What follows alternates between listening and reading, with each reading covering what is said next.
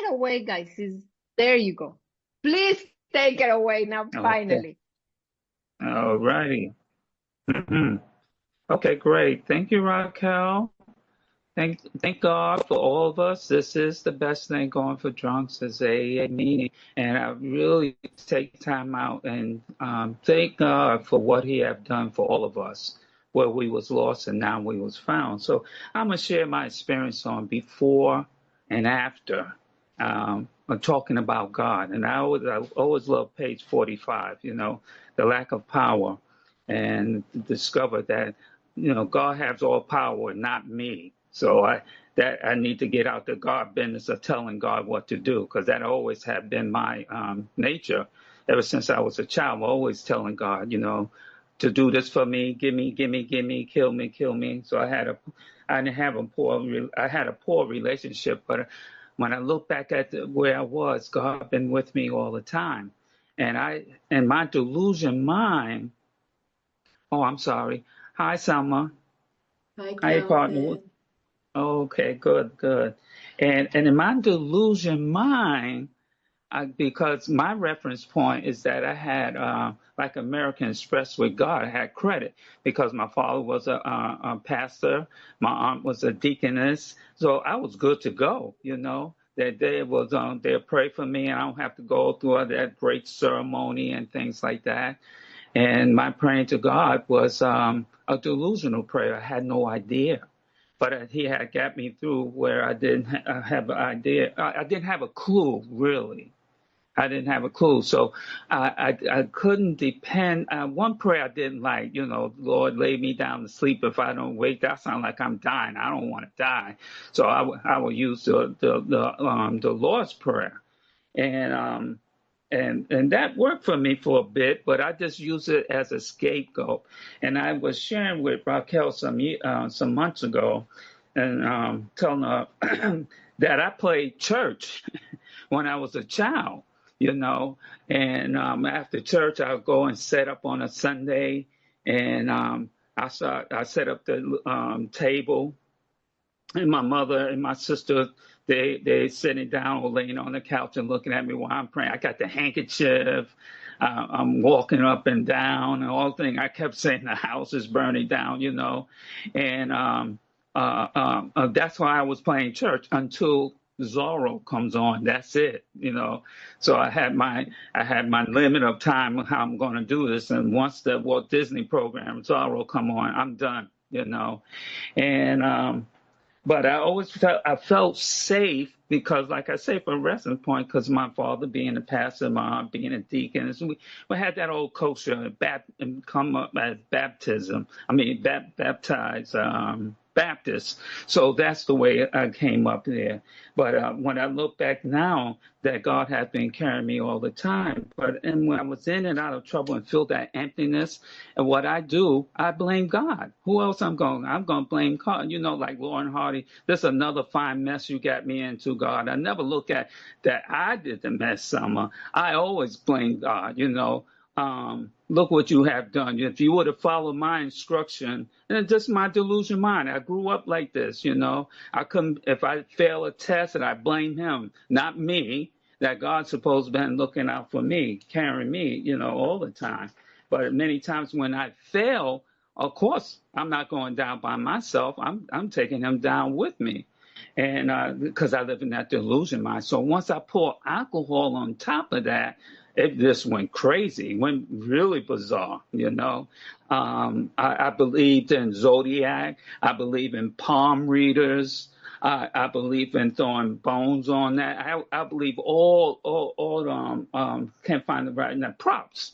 When hippie bees, I had oil, wearing all this kind of crap to keep the bad stuff away from me. So I was very superstitious. I was very superstitious about things. Throw the sword behind your back, don't cross on the ladder, don't put your hat on the bed, all that kind of stuff. And none of that got me out of trouble.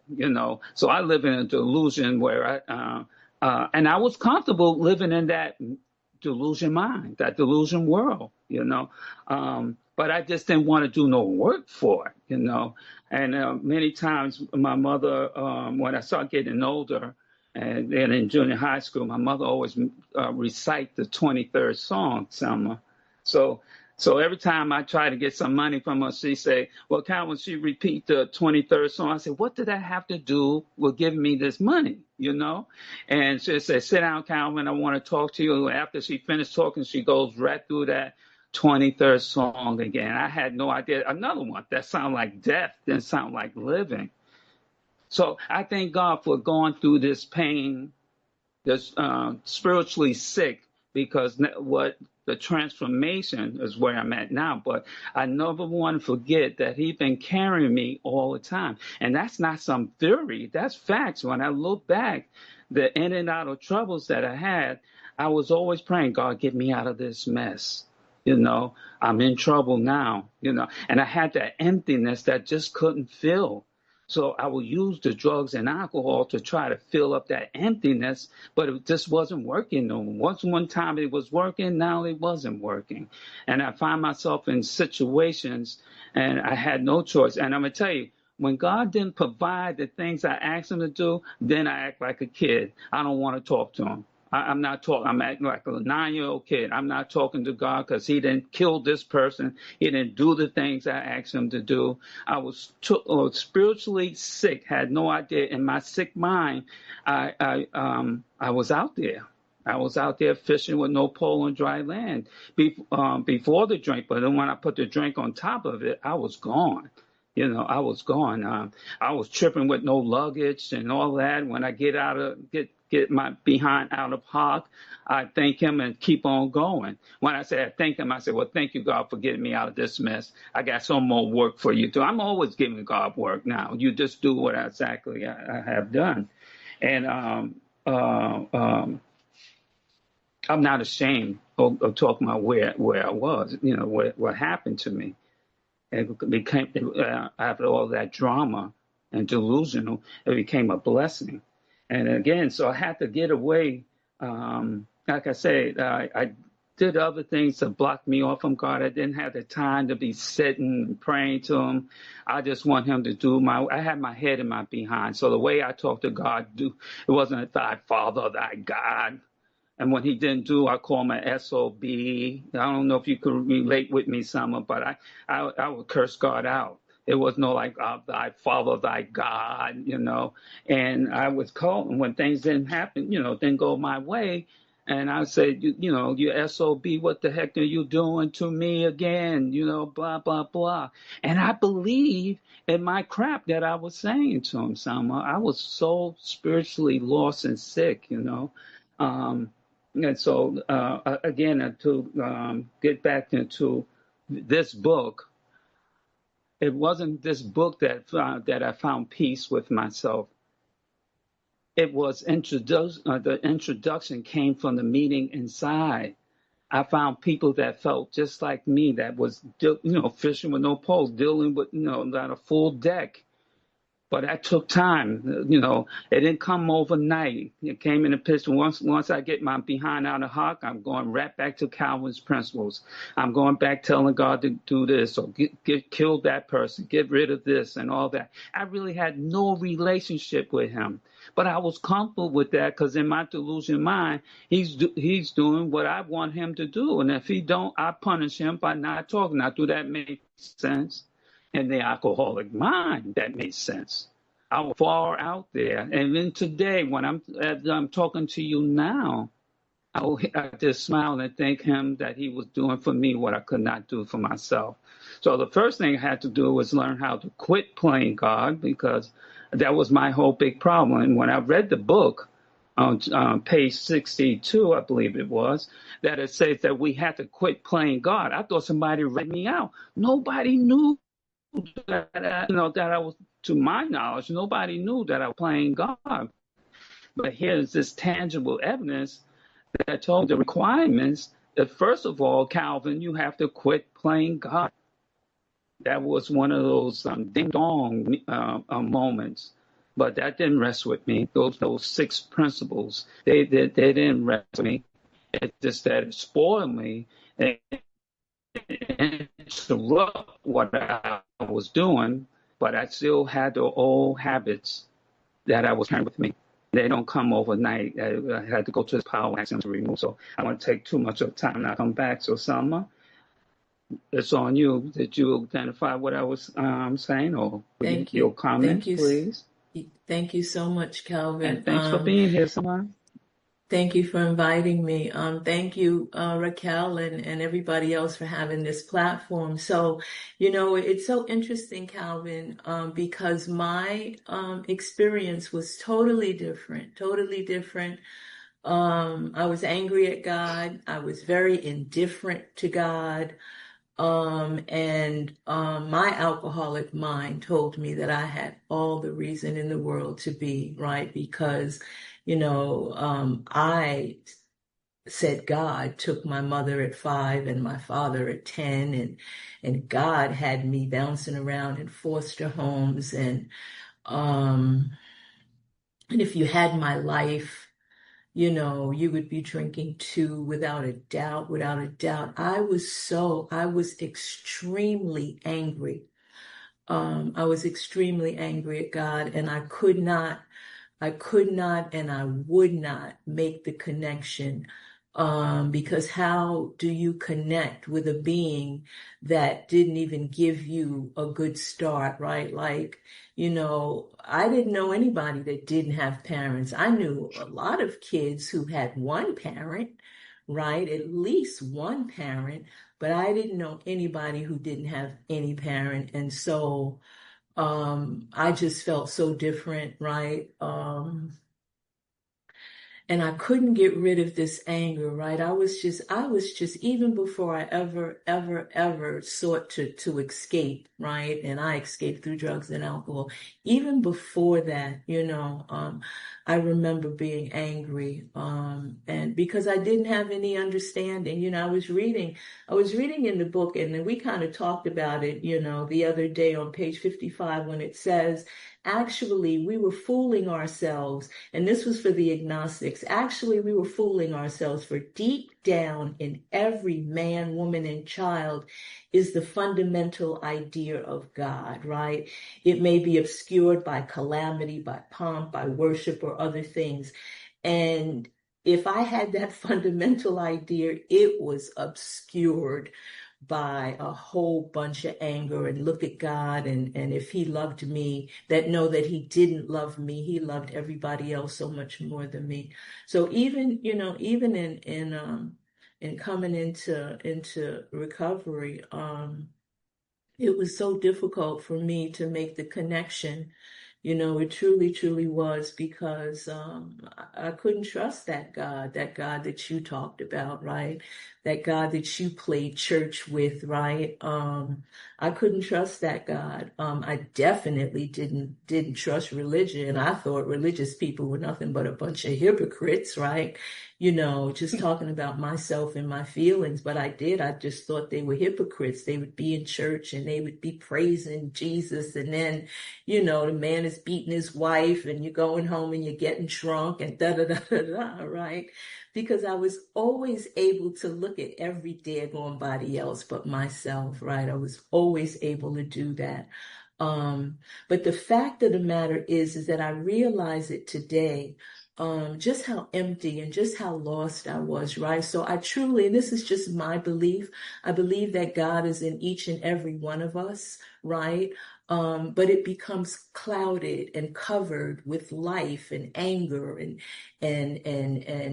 just all the stuff that pushes the Spirit of God down in us, right? To the point that, we don't remember any of that. And then, well, I'll keep it on me, and I don't even know myself, right?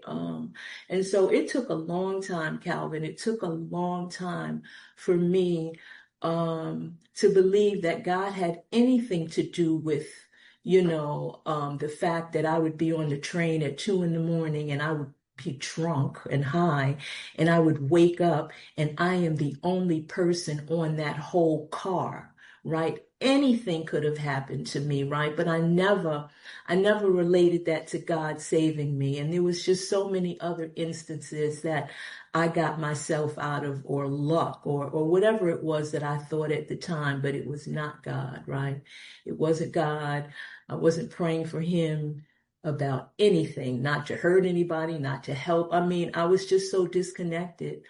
I was just truly, truly disconnected on the very idea of God, because it was too much that was taken away from me. I felt, before I even had a start in life. And then, I come here, with you people, and slowly but surely my mind gets changed, right? But it took a long time for my mind to be changed. It took, Mm-hmm. I totally realized, Calvin, that it's the calamity, right? It's the hurt and it's the pain that keeps us here together in Alcoholics Anonymous, because that's what we can identify with, right? Um, but what I needed to learn, and that took a long time, that it was God that brought me here. It was God that brought me here. I didn't wake up one day and say, "Oh, I wanted." I couldn't even wake up one day and admit I was an alcoholic, right? So, um, but it was the calamity that had me come here and realize that I belonged here. But even in being here after some years, Calvin, right? Even being here after some years and not making that connection, and not realizing just how empty and how still my life was unmanageable. Um, in sobriety, that I realized that, and pardon the expression, but I needed to shit or get off the pot, right? And I continued to kind of straddle the fence, and I truly feel like, when God has something for you to do, whether you believe in him or not, whether you're angry with him or not, God's will is always going to come to fruition, right? And that's what I believe, right? And Calvin, he got to me, right? He got to me. But it took a long time, and it took things happening, and I'm going to say this, and then I'm going to give it back to you. It took in 2019 me having a stroke, right? I'm healthy, right? I have surgery the very next day after I had this ear surgery. And my pre-op, everything, numbers were good, blood pressure, everything. The very next day after having that surgery on my ear, I wake up and I have a stroke. But it was the events that led to the stroke that made me realize that God had his hand on me, that God was there for me. And I won't go into the events, but that was what made me notice that, Selma, you were not in control. And I thought I was. I really did. And I lost the ability. I'm left-handed, and it hit me on my left side, and, trying to brush my teeth with my right hand, and, just all the Mm-hmm. stuff that I went through, losing my speech and all of that.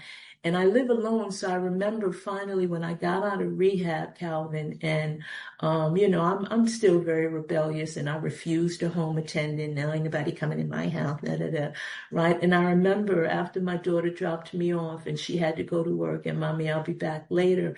And I sat in my chair, and I broke down, and that is when I said to God, "What are you doing?" Right? Like, what is it that you're trying to show me, right? And I don't even know how I made that connection. I just don't. But it was then that I realized, when they say God could and would if he was sought, and I knew that only God was going to get me through that. And that was the beginning of, the pieces of God being in control of my life, and that I didn't have that control that I thought I had. That was the beginning. And so, Calvin, I don't know if you can identify with that kind of powerlessness, Mm-hmm. but, it was something that really brought me to my knees, right? And God had to bring me to my knees, in order for me to see that, he has the power. and that he only wants good for me, that he's only ever wanted good for me. And I'll just say this before I give it back to you. Everything that I thought God took from me, he restored. Like he didn't give me back my parents, of course, Hmm. because they died, but everything that was taken from me was restored once I got sober. And God showed me, not that he had anything to prove to me, because God is God, right? He ain't got nothing to prove to Selma. Like, who are you? But he did. He showed me that I have you and I love you. So, yep, Calvin. Oh, thank you, Selma. I identify with that experience, that nature of that rebellion. And thank God that He's doing for us what we could not do for ourselves today. And in my superstitious life, I Hmm. couldn't wait on God because it's my nature to always tell Him what to do. So I did shortcuts. I believe in this superstitious way that if I light up 7 candles one day at a time, but I'm a drunk, I don't have time for that. So I light up all the candles, because I want all this crap to be removed. I don't have time to be waiting. Let's get this over with. And so I went to the beach, light up all these candles. All it did, it brought me drunks sitting around smoking and carrying on. So those candles melted away. But when I brought those candles to people's house, they said, please get rid of that candle. I was a superstitious guy. This is why I say I wear the oils, the beads, and all that kind of stuff. And that's how insane that I was living. But I was comfortable living that insane because that emptiness I was trying to fill, the drugs and alcohol wasn't doing it anymore. So I was at to my last, I was on that jumping edge, hitting one bottom, then hitting another bottom, and it's still, I had no idea that he was carrying me. Um, so I remember being a child and going to church on Sunday. We had an older guy take us to the church, and we all kept our little pennies. So once they passed the baskets, we throwing pennies in the basket, and then we sneak out and go and play handball, take off the white shirt and all that. I don't know about no God. I just know that we went to church just to get our parents off our back, and that was it. And I did believe in zodiac signs, like I'm whatever the sign that I was, and I challenged people with that crap. But I really was lost, and I say the transformation, the surgery, that psychic change that He was doing for me. So when I crossed that line, or God crossed that line for me, placed me here, and I had one of those moments when I was sober. I got a new home and I got a new car, and it was a white car. It was a Ford Focus, and I wanted to park the car right in front of my door, so people can see. I not only got it home, I got a new car. So the voice says, "Move the car," and I say, "Nah, I'm going to keep it here." And so I said, "Move the car, put it in the driveway." And so I put it in the driveway. I went back and I said, no, I'm going to put the car right back in. Then the voice got stronger. Calvin, move the car. Soon as I moved that car, the big tree had fell right there on that spot. That was a ha-ha moment that there is a God. I have plenty of those moments that God's been with me all the time, caring for me, to have the purpose in life. And I talk about the group itself. How we pray for people like us to meet. Let me just read it. And if I could find it, that we'll find a group of people like us to be in a meeting. Say, we will know how you feel when you share dishonest and doubt and prejudice that some people are voluntary in religion.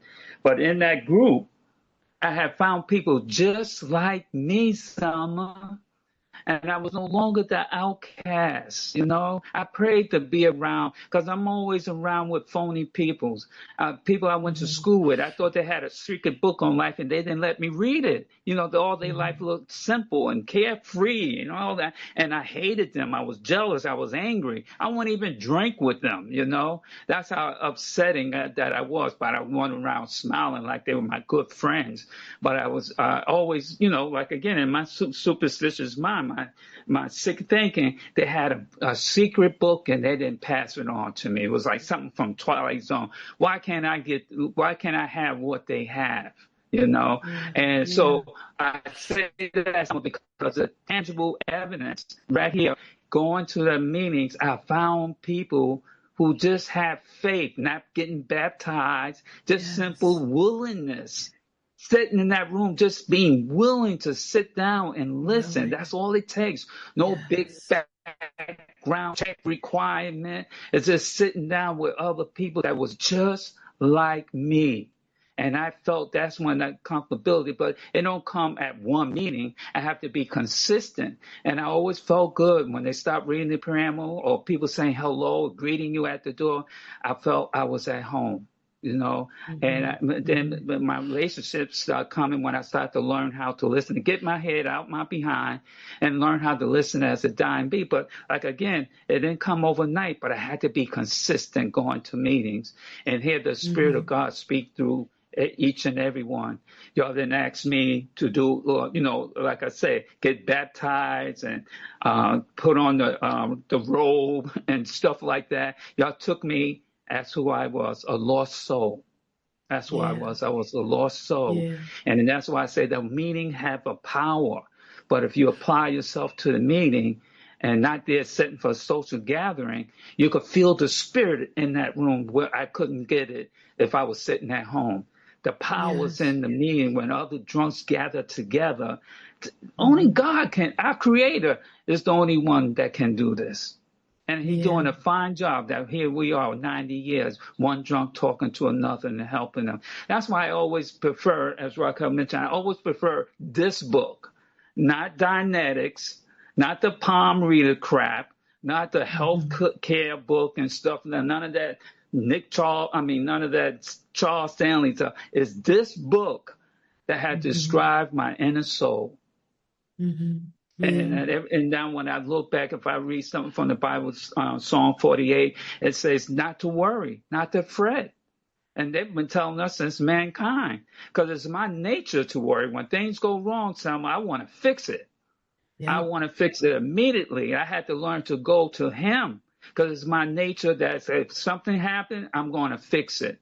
And if it don't Yeah. work out, that's when I'm going to blame God. You know, this is not when I was drunk. This is when I'm in recovery, when It's things in was going sobriety. cuckoo.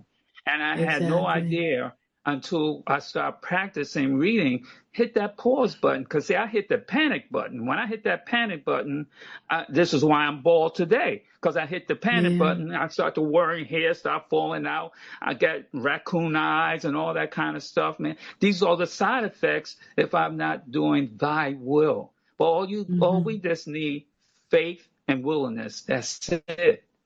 And Yeah. with that, it's just a key. That was the Faith and key. willingness. No back, like again, I'm going to say that over again. You'll hear me. No background check. They took me as who I was, a broken down person. That's why I Mm-hmm. always refer to Amazing Grace, where I was lost and now that I'm found. So I always Mm-hmm. identify with that. But a lot of those ha moments where that God was doing for me what I could not do for myself, you know, and I look back.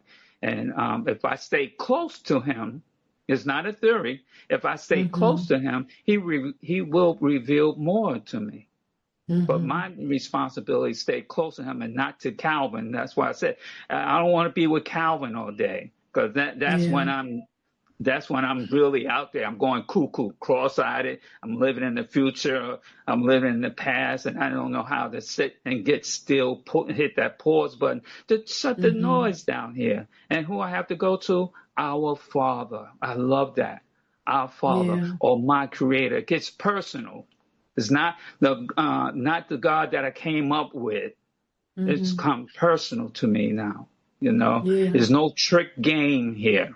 All I have to do when I'm losing it up here in my head, that's where the trouble's at. It's not had nothing to do with the booze. But when I stay close to God, I found that peace. Despite all the crap that's going down, I found peace with Him. Wow. You I couldn't get that agree out of with no you. book. You can't get Yeah. that from no palm reader stuff. There is a power greater than ourselves, but we have to say, I'm glad the introduction on agnostic gave us prepare us for step three. And, Yeah. when it I agree prepared us with for you, step Calvin. three, I had to quit playing God. I knew somebody Mm-hmm. wrapped me out. I ain't think nobody knew that I was playing God, but this book knew it. Bill and them that they knew it. So that's my take on it, honey. And we got more Uh, to share our you experience, know, Selma. I do. I agree with you. And you said something that really stuck out. You talked about willingness, right? And that's the first step for me. Mm-hmm. I remember in my early recovery, right? You have that pink cloud, and life is wonderful and everything is great. Um, but I always had this feeling of the shoe was going to drop, right? Like something is going to happen. I always had that feeling because it was something in me that felt like I didn't deserve, this goodness that I was getting. And Selma, just wait, something's going to happen. Something's going to turn all of this upside down, right? Um, Mm-hmm. and I remember, especially with my daughter and my two grandsons, like they were going through some stuff, and and when you have suffered so much loss with early death as a child, you hold on real tight to the people that are left. And I remember one night saying to God, right, I can't keep worrying about them the way that I do. Like, my daughter, her life is her life, and she's raising her children, and I remember saying to God, I gotta let them go. And not let them go, like go away from them, but just let them go. Let that worry go. And I don't remember when it happened, but it happened. It happened. And so I don't worry about them like I used to. I realized that Mm-hmm. um, trusting God for me happens through calamity. It happens through something devastating, right? And I remember that I had taken my grandson. It must have been 2020, I think. It was right after. It was right after COVID. Things, I don't think it was 2020, but anyway, the world just had started opening up, and so I took my grandson to Puerto Rico, right, and we go to Puerto Rico, and he's never been, and my parents are from Ponce, and so I had never been to Ponce, but anyway, we go there. My last day there, packed up. My plan was, right, to pack up, go have breakfast, and then go to the airport. And so I packed up, and I'm in the Airbnb, and I take one step down. It was a little step, and I slip and I break my wrist, right? I break my wrist in Puerto Rico with my grandson there. I was afraid to go to the hospital because, the world was just opening up. So he wouldn't have been able to go in there with me. Oh my God, talking about a like God, I need you moment. That was such a God, I need you moment. And when I tell you God showed up for me, he totally did. I was able to go to the airport. They was able to wrap me up. I was able to come home, and I had really broken it bad by the time I got home and they did the x-ray. I had surgery probably a week later, and I get a phone call that my brother died in his sleep, right? And so broke my wrist, come home, get surgery. My brother, who I had spoken to the night before, was painting his foyer in Arizona, and the next day he dies in his sleep, right? Talk about, so I'll never forget it. Had to call my surgeon. I said, listen, I got to go to Arizona. My brother died. I was due to get the stitches taken out. She said, don't worry about it. You could do it when you come back. I get to Arizona with my sister-in-law. I get a call that my granddaughter's in the hospital. She's having uncontrollable seizures. I will never forget it. I laid in that bed and I said to God, they say that you don't give us more than we can handle. Are you sure? Because I felt like I was going to crack. It was too much. I couldn't even wrap my head around the broken arm, and then the surgery, and then my brother dying, and then this thing. And so I say all that, Calvin, to say that that's how God reaches me, right? again, to let me know that I got this, Selma. You don't have to worry, no matter how painful it is, no matter, you know, what you lose. I got this and I'm here and I'm not going anywhere. And so that, I tell you, it just, and I have so many more stories. Like my grandson was murdered, and Mm-hmm. just the stuff that continues to go on, and God just tells me all the time, right? And so today, Calvin, today I'm a believer. Today I know, and I don't do this relationship with God perfectly. So I hope that that's not what this sounds like, right? But I do it so much Mm-mm. better, right? I go to God before I call my sponsor. And I know they say you're supposed to call your sponsor, da, da, da, da, da. I have learned to go to God and then call my sponsor, right? In that moment, God, I don't know what to do. God may say, go call your sponsor. But in that moment, I go to God because I realize that He's the one who has been filling this hole that I have had in my soul for so many years, right? That I filled it with men, and I filled it with alcohol, and I filled it with drugs, and I filled it with food. And now God has said it without talking to me. He says you don't have to fill it with those things anymore. Like He has taught me, Calvin, Mm-hmm. that one day at a time, as long as I keep coming here, right, and telling my story and listening to you guys, that I'm in the safe place that I've always wanted to be in all of my life. All my life, I wanted to be safe. I never felt safe out there in the street. I never felt safe going from this foster home to that foster home. And so finally, finally I feel safe. And when I hear people say that fear and faith shouldn't live in the same room, that's not true. That is not true. God has given us this natural instinct to be Mm-hmm. fearful, but we have to remember that He's there. No matter how afraid, like I travel, right? And I travel by myself. I remember, Calvin, getting on the plane to go to Thailand, and boy, I had so much anxiety. Like, oh my goodness. Um, and God was like, okay, right? After the anxiety's gone and I put boots on the ground and I get there and I was like, wow, God, look at where I'm at. And it just, when I tell you, Calvin, it just amazes me. It really amazes me at the power of God, right? When we become willing, when I get out of the driver's seat, when I stop thinking that there's something that I could do, right? And so it's freeing. I tell you, it really, really is freeing. So yes. Thank you. Alive. It's definitely alive. Thanks, Selma. Um, I also wanted to share with that ha moment what I had. I was in Bahamas and we just lost Malcolm because of the current. And I was in Mhm. Bahamas and it was a low tide. And I'm going out there, the lifeguard way out there, and I somehow keep getting pulled. And I realized how far I was, and I said, "Oh my God, it's hard for me to get back."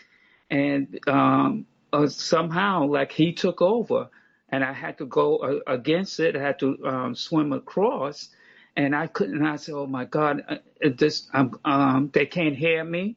If I panic, nobody can hear me. So I had to swim across. That brought me closer to the shore. And Sandy said, "Wow, Karen, you was out there too far." And she don't know how I felt like I want to kiss the ground as soon as I got out the water, because old Calvin would have just panicked, screamed, no lifeguard, waving my hand, no. But there's the idea that I hit that quiet, I hit that spot to listen. He Yeah, says, go yeah. across. Go across. These are, I'm calling it ha-ha moments, but those are spiritual Yes. waking moments that God has been carrying me all the time. We do Yeah. have a purpose in life. It this gift that we have only can work if we stay close to Him, not to Hmm. Calvin. When I say close Hmm. to Calvin, it brings frustration, doubts, uh, like I say, stress, you could get a heart attack, you get a stroke in here living on the negative things. And it's all up here in the head. No medicine, no crap like it starts in the head. So we have to be aware because the devil's alive and kicking. So again, Mm-hmm. there is a power greater than ourselves, and Mm-hmm. I'm not it. So we do Yes. serve a loving God. The power of prayer, I always believe that it works because I'm Mm-hmm. plenty of people was Mm-hmm. praying for me, and Mm-hmm. that's where I'm at today. Wasn't no because I had my father, had that reference point, fathers, a pastor, and all that kind of family stuff and all that. No, the power of prayer had brought me closer to Him. That's why I have no doubt there is a God, and I'm not it. Mm-hmm. Oh, Selma, this has been a Exactly. great meeting.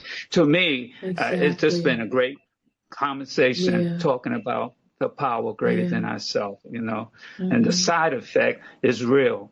If we don't stay close to Him, we'll live in doubt, worry, and fear. And And you can't fear. serve all that with God at the same time. That's when you go cuckoo. So I've been Exactly. cuckoo for a long time. So He restored. Some of my friends here today still thinking I'm not dealing with a full deck, but I'm keep Mm-hmm. coming. I keep trying. God is doing for me what I could not do for myself. Am I correct, Yeah. Raquel? So yeah, I yeah. So am. I think you are. And if I can actually intervene in the conversation between both of you, right? There's so many things that make me reflect. And that here is another thing I learned from Calvin. I don't think, I reflect and I ponder, Mhm. right? And Mhm. and I'm pondering about this whole idea of the willingness and the pause button that yes we have talked about, but the listening that maybe has to happen in order for me to get that connection. Because Selma, you talked about something that is the first time I hear it, and I absolutely loved it. You said that was another one of those, like you have plenty, which I love, Mhm. another one of Mhm. those God I need you moment. Yes. mm, How Yes. incredible was that? Another one of Yes. those God I need you moments. And guess what? Voila, here it is, right? And You showed up. here it was. And I love the idea that you mentioned, the fact that this is how God reaches me, Yes. by calamity. And I think probably most of us get to that point in our lives when we realize that what I've been running for so much, so fast, the pain, the calamity, the brokenness. Yeah. Yeah. If Yes. if I have that, thank you for mentioning the fear with the faith, right? They can Hmm. coexist They 100%. can. Yes. And you mentioned how God reaches you, right? Hmm. Isn't Hmm. isn't that just absolutely beautiful? And Amazing. how much, like, I'd love to ask you, like, in your trials and in your journey of coming to this, I need to use the word understanding because I just don't have any other, but that real, not mental understanding, but physical understanding that God has you, right? Hmm. This Hmm. journey that you've had, that you mentioned that was long and that was hard, how did you Hmm. persist, Selma? What is it, the actions that you took that you said, like, you guys are showing, like, how was your persistence look like? Would you share that with us? You know what? How was it? Like, how was it? It's really hard for me to understand it, but I know that God had to bring me to a point, Raquel, to a point of, and I'm not even going to say God brought me to a point of brokenness, because my God, the God that I believe in, doesn't bring us through brokenness, right? It's life that brings us through brokenness. But there was a certain amount of brokenness that I had to experience. And when I tell you, I have experienced so much loss, right? Mother, father, um, two brothers, two sisters. 2 months ago, I had to put my dog to sleep, and I'm like, what? You know, sometimes I feel like, doesn't anything stay with me for a while, right? But that's just my thinking. Um, but I really had to be brought to a point of brokenness to realize that the truth, God could and would if he was sought. See, I know, right? And I'm saying this for me. I know that it is God that keeps me sober. I know that. So, and please don't anybody misinterpret what it is that I'm saying. So that if I miss a meeting or if I go to another country and I'm not able to make a meeting, I don't fear getting drunk, right? But I know God has gotten me sober through Alcoholics Anonymous. So I know where I belong, but I don't have that, oh my God, I didn't make a meeting, or oh my God, what am I going to do? Because, oh my God, right? Oh my God, right? I know that God has me. There is no doubt in my mind, but it took so long for me to see it for what it really, really was. And I'm so clear, Raquel, on why God keeps me, right? And I know that it's not for me to live, and my life is really not cushy, but for me to live a cushy life. I know deep down in my soul that God knows that there is something that He has given me. He has given me so that I could give to other people. I don't take credit for the thoughts that I have about God, or for what even comes out of my mouth. My prayer is, God, speak to me so that I can touch somebody else, you know, because of your grace and your mercy. So I'm clear on it. And we're talking about a person who didn't eat God. What? Right? I mean, I think I was too afraid to curse him. I didn't curse him like Calvin did because I think I was too afraid, but I was pissed off. I never said anything bad about him, right? But but I was just pissed off. I didn't want to take a chance, right? Because you know they talk about that God who will strike you dead or whatever. So I didn't know if that was true or not because I didn't even know much about God, but I didn't want to take that chance. I hope I Mm, answered your question. yes, you did. Thank you. And how about you, Calvin? How was that seeking journey for you? How was that? Like, if you can tell us in the last 4 minutes, how was that seeking journey for you? That understanding of the closeness of God. The closeness of God. Hmm. Um, I could tell you by not staying close to Him, the boomerang or the consequences had cut me into dilemma, and I was my worst enemy. But when I stay close to Him, I don't have to worry to live in the fear. I could go, I could travel today with God, not with Calvin. And in those days, I hope I'm answering, only sharing my experience. Staying close to Him and traveling with Him to Raquel, traveling with Him, I'm comfortable and I'm not in doubts anymore. And that's why I get in my car and I tell people, you'll see one passenger, but there's 10 cowards in that car. So I go to God first to separate me from all the activities that comes in here, you know.